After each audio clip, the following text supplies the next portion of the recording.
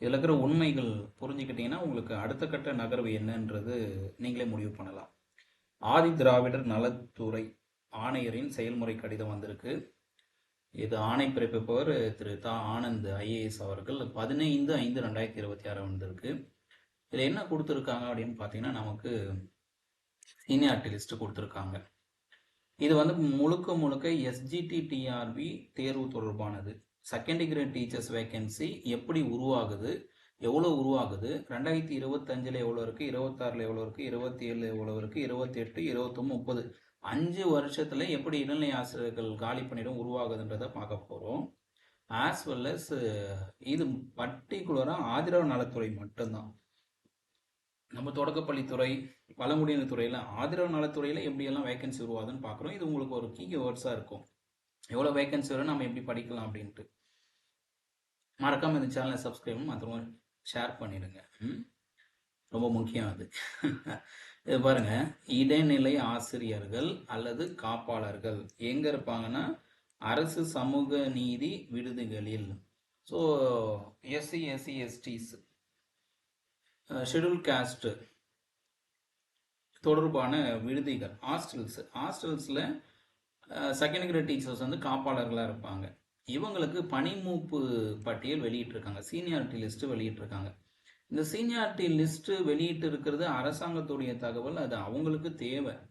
எப்படியெல்லாம் வந்து senior most staff இருக்காங்கன்னு. இந்த சீனியர் மோஸ்ட் ஸ்டாஃப்ல இருந்து நமக்கு தேவையான தகவல் என்ன அப்படின்னா, எத்தனை பேர் வந்து இவங்கெல்லாம் இருக்காங்க பாருங்க, பணிபுரியும் பள்ளி அல்லது பணிபுரியும் விடுதியின் பெயர். இது ஸ்கூல்ல இருக்காங்கன்னா நமக்கு second grade teachers teaching vacancy காலி ஆகுது.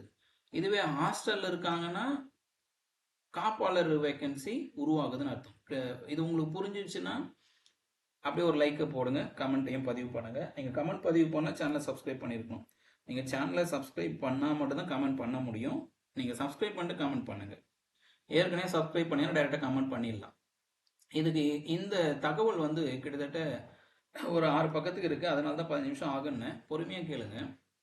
இது முழுக்க முழுக்க எங்கே உருவாதுன்னு பார்த்துலாம் பாருங்க. இது 1/3/2025 நிலவரப்படி இடைநிலை ஆசிரியர்கள், இடைநிலை காப்பாளர்கள் மாநில திருத்திய பட்டியல் வராங்க. இப்போ நம்ம எதுக்கும் தொடர்பு எடுத்து வர போகிறோம் அப்படின்னா, இடைநிலை ஆசிரியர்கள் காலி பணியிடங்கள் எவ்வளோ இருக்குது, ஆஸ் வெல் அஸ் காப்பாளர்கள் காலி பணி எப்படி இருக்கும் அப்படின்னு பார்க்கணும். இப்போ இது புரிஞ்சுச்சுங்களா? பணிபுரியும் பள்ளி விடுதியின் பெயர். இங்கே பார்த்தீங்கன்னா ஃபர்ஸ்ட் எத்தனை, அரசு சமூக நீதி மாணவர் விடுதி. ஸோ ஒரு ஹாஸ்டலில் விஜயலட்சுமி மேடம் ஒர்க் பண்ணிட்டு இருக்காங்க. அடுத்து ஆதரவு நலத்துறை நடுநிலை பள்ளின்னு இருக்கு. ஸோ இது வந்து எஸ்ஜிடி, இது வந்து டீச்சர்ஸுக்கான வேகன்சி. இது வந்து டீச்சர்ஸ்க்கான வேகன்சி, மேலே வந்து காப்பாளருக்கான வேகன்சி. திரும்பவும் ஒரு விடுதி வருது, ஒரு ஸ்கூல் வருது. அடுத்து சமூக நீதி மாணவர் விடுதி, திரும்ப ஹாஸ்டல் தான். அப்புறம் ஒரு ஸ்கூல், அரசு ஆதரவு நலத்துறை பள்ளி செங்கல்பட்டு. இப்போ பாருங்க, மாறி மாறி வரும். இது நம்ம லேட்டராக எடுத்துக்கலாம். சரி, இப்போ நமக்கு 2 வேகன்சி உருவாக போகுது. டீச்சர் வேகன்சி உருவாகுது, காப்பாளர் வேகன்சி உருவாகுது. இது எப்படி சார் நமக்கு தெரிய போகுதுன்னா, இவங்களுடைய பணி ஓய்வு நாள்னு இருக்கு பாருங்க. இவங்க எப்போ பணி ஓய்வு அடைய போறாங்க. இந்த பணி ஓய்வு வச்சு பாருங்க, 2026 30/6/2026ங்க. இப்போ நம்ம என்ன தேதியில இருந்து பார்த்துட்டு இருக்கோம், 16/5/2026. அப்போ அடுத்த மாசம் ஒரு டீச்சர் ரிட்டையர் ஆகுறாங்க, விடுதியிலேருந்து ரிட்டையர் ஆகுறாங்க.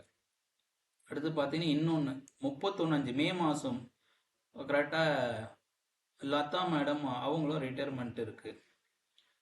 இந்த மாதிரிலாம் தகவல் வரும்போது எத்தனை ரிட்டையர்மெண்ட் வருதோ அப்படியே சார்ஜஸ் பண்ணலாம். சரிங்க சார், இந்த வேகன்சி ஒட்டுமொத்த வேகன்சியா ஒரு பர்டிகுலர் வேகன்சி அப்படின்னு பார்த்தீங்கன்னா, இது வந்து நமக்கு ஒட்டுமொத்த வேகன்சி கிடையாது. இது ஆதரவு நலத்துறை பள்ளின்றதுனால இதை நீங்க புரிஞ்சுக்கணும். நம்ம முதல் நியமன தேர்வு நோட்டிபிகேஷன் இதுதான். செகண்ட் கிரேட் டீச்சர் முதல் நியமன தேர்வு நோட்டிபிகேஷன் 9/2/2024. இதில் நீங்கள் போய் பார்த்தீங்கன்னா துறை ரீதியாக வேகன்சி கொடுத்துருப்பாங்க. Director of elementary education. So இந்த வேகன்சியை நான் அதை பற்றி பேசலை. எலிமெண்ட்ரி எஜுகேஷன் டிஇன்னு சொல்லுவாங்க. இந்த வேகன்சியை பற்றி நம்ம இந்த வீடியோவில் பார்க்கல. இது நிறைய கொட்டி கிடைக்கும். இது தகவல் கிடைச்சி நான் பதிவு பண்ணுறேன். சேனலை சப்ஸ்கிரைப் பண்ணி வச்சுக்கோங்க. ஃபியூச்சரில் இதெல்லாம் உங்களுக்கு வரும். அடுத்து வந்து directorate of MBCDNC welfare of Kallar reclamation school. So கலர்கள் சீர்மரபினர் பள்ளி, இதை பற்றி நம்ம பேசலை. இப்போ நாம் பேசுகிறதே பார்த்தீங்கன்னா இந்த வேகன்சி தாங்க. இங்கே இருக்கு பாருங்கள், பேஜ் நம்பர் 7. நம்ம எஸ்டிடி நோட்டிஃபிகேஷன் பேஜ் நம்பர் 7ல டைரக்டரேட் ஆஃப் ஆதரர் வெல்ஃபேர், இந்த ஆதரர் வெல்ஃபேர் கீழே இருக்கிற ஸ்கூல்ஸ் ஹாஸ்டல்ஸ் அந்த வேகன்சி தான் இந்த இடத்துல நாம பார்த்துட்டு இருக்கிறோம். இப்போ உங்களுக்கு புரிஞ்சிருக்கும் இந்த லெட்டரோட சீரியஸ்னஸ். இந்த லெட்டர்ல நம்ம என்ன பார்க்குறோம் அப்படின்னு சொல்லிட்டு உங்களுக்கு தெரிஞ்சிருக்கும். இப்போ நமக்கு லாஸ்ட் ரெக்ரூட்மெண்ட்ல எவ்வளவு வந்திருக்கு பாருங்க. லாஸ்ட் ரெக்ரூட்மெண்ட் 139 வேகன்சி, 139 ஆதரவு நலத்துறை பள்ளி வேகன்சி கிடைச்சிருக்கு. இதுல யாருக்கெல்லாம் ப்ரிஃபரன்ஸ் அதிகமாக கொடுப்பாங்கன்னா scheduled caste and scheduled caste Arunthathiyar, SC and எஸ்சிஏக்கு மட்டும் தான் ப்ரிஃபரன்ஸ் ஃபர்ஸ்ட் கொடுப்பாங்க. அதன் பிறகு அவங்க இல்லைன்னா தான் எம்பிசி, பிசி, எஸ்சி, எஸ்டிக்கெல்லாம் எஸ்டி, எம்பிசி இதுக்கெல்லாம் கொடுப்பாங்க. பேசிக்கலாக வச்சுக்கலாம். இப்போ 139 வேகன்சி. இந்த 139 வேகன்சி எப்படி உருவாகுதுன்னா, இப்போ நம்ம பார்த்தோம் இல்லைங்களா, இந்த மாதிரி தான் 139 வேகன்சி நமக்கு உருவாகுது.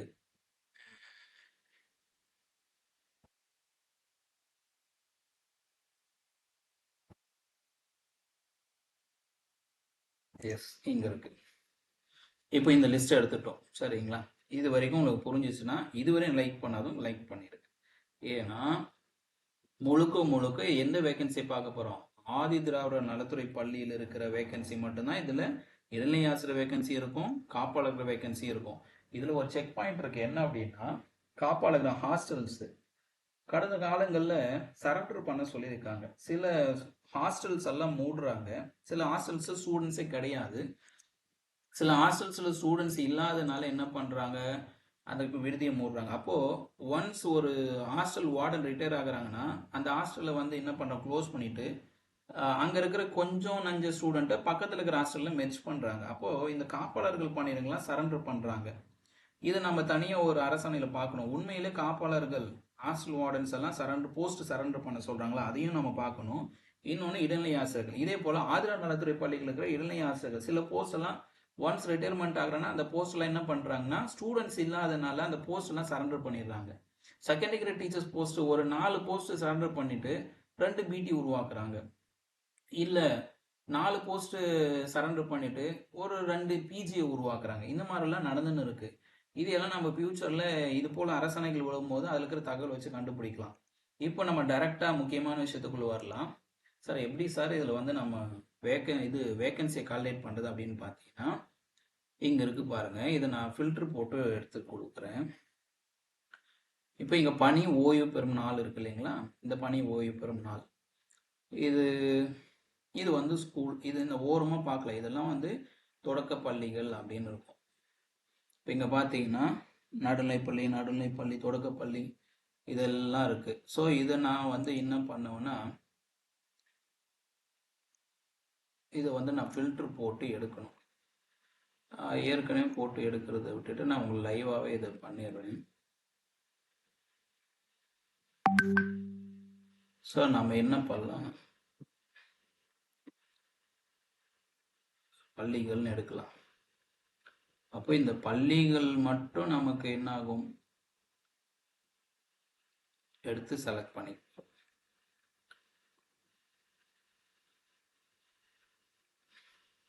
ஸோ இப்போ பள்ளிகளை மட்டும் நம்ம எடுத்துக்கிட்டிங்கன்னா எவ்வளோ வேகன்சி பள்ளிகளில் வருதுன்னு தெரியும். விடுதிகளை எடுத்துக்கிட்டோன்னா எவ்வளோ விடுதியில் வராங்கன்னு தெரியும். ஸோ ஓவராலாக விடுதிகள் கம்மியாக தான் இருக்குது, நிறைய பள்ளிகள் தான் இருக்குது. அப்போ நாம் என்ன பண்ணலாம், ரிவர்ஸ்லேருந்து காப்பாளர்கள் விடுதிகள், ஆதி சமூக நீதி, மாணவியர் விடுதி, மாணவர் விடுதி, மாணவர் விடுதி, மாணவர் விடுதி, கிட்டத்தட்ட 3 மாணவர்கள் விடுதி, 4 மாணவியர் விடுதி. ஓகே, இப்போ ஒன்லி ஸ்கூல்ஸ் மட்டும் செலக்ட் பண்ணுறேன். இந்த ஸ்கூல் செலக்ட் பண்ணிட்ட அப்புறம் ஓய்வு பெறும் நாளுக்குள்ளே போகிறேன். இந்த ஓய்வு பெறும் நாளில் பார்த்தீங்கன்னா உங்களுக்கு ஸ்க்ரீன் தெரியுதுன்னு நினைக்கிறேன். எஸ், கீழே பாருங்க, டோட்டலாக எவ்வளோ இருக்குது, 2025. நான் எதெல்லாம் செலக்ட் பண்ணிக்கிறேன்னா 2025 எவ்வளோ ரிட்டையர்மெண்ட் வருதுன்னு பார்க்குறேன். 2025 மட்டும் பார்த்தீங்கன்னா நமக்கு 23 பேர் ரிட்டையர்மெண்ட் வராங்க. இங்கே பார்த்தீங்கன்னா இங்கே இருக்கும் 23 பேர். யாரெல்லாம் இங்கே பாருங்கள் ஹைலைட் ஆகிருக்கும். பாஸ்கரன் சார் 2025 மார்ச், சிவேங்கர் சார் அவரும் மார்ச்லேயே ரிட்டையர் ஆகிறார். இவங்களும் ஓய்வு அடைஞ்சிட்டாங்க. இங்கே இந்திரா, பரத்தினம், அப்புறம் இதெல்லாம் தமிழில் வந்து மாறி டிரான்ஸ்லேட் ஆயிருக்கு. நமக்கு இந்த தகவல் போதும். இப்போ 2025 23 இந்த கீழே லெஃப்ட் கார்னரில் இருக்கும். ஏங்கன்னா இங்கே உங்களுக்கு கீழே லெஃப்ட் சைடில் 29 டிகிரி இருக்கு இல்லைங்களா, அந்த இடத்துல இருக்கு பாருங்கள். ஸோ 2025 ரிட்டையர்மெண்ட் பார்த்தீங்கன்னா நமக்கு 23 வேகன்சி உருவாயிருக்கு டீச்சர்ஸ் எஸ்ஜிடி மட்டும். இப்போ 2026 சேர்த்துக்கிட்டிங்கன்னா 2026 நமக்கு மே வரையும் பார்த்தீங்கன்னா 54 பேர் ரிட்டையர் ஆகுறாங்க. 2024க்கு 56 பேர் ரிட்டையர் ஆகிறாங்க. ரிட்டையர்மெண்ட் வேகன்சி மட்டும் 56 வருது. 54 ஒன்லி ஃபார் இது வந்து ஏடிடபிள்யூ ஸ்கூல் மட்டும்தான். 2027ன்னு எடுத்துக்கிட்டிங்கன்னா 93.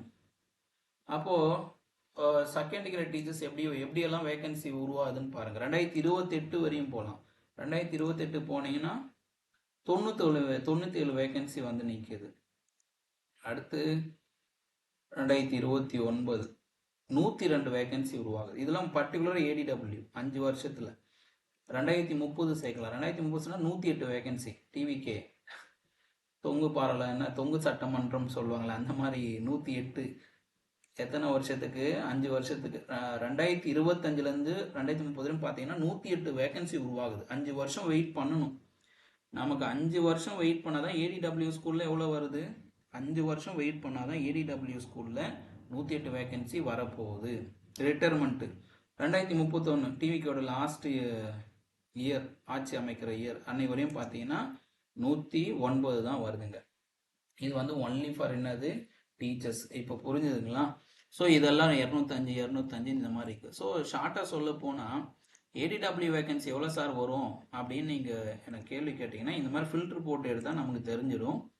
2025-26 இப்போது 2026 to 27 ஒரு ரெக்ரூட்மெண்ட் வருதுன்னா ஏடிடபிள்யூ வேகன்சி 54 எதிர்பார்க்கலாம். 54 வேகன்சி ஏடிடபிள்யூ எதிர்பார்க்கலாம். 2027 எக்ஸாம் வருது அப்படின்னா 2027 மே மந்த்துக்கு அப்புறம் 2027 மே மந்த்துக்கு அப்புறம் வருதுன்னா 93 வேகன்சி எதிர்பார்க்கலாம். அப்போ இது வந்து முழுக்க ஏடிடபிள்யூ ஸ்கூலுக்கான வேகன்சியை மட்டும்தான் பார்க்குறோம். கிளியர் ஆகிட்டிங்களா? இந்த 139 எப்படி சார் வந்தது?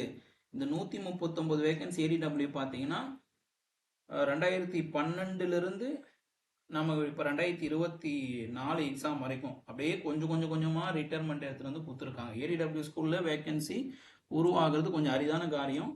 5 வருஷம் ஆனால் தான் 109 வருது.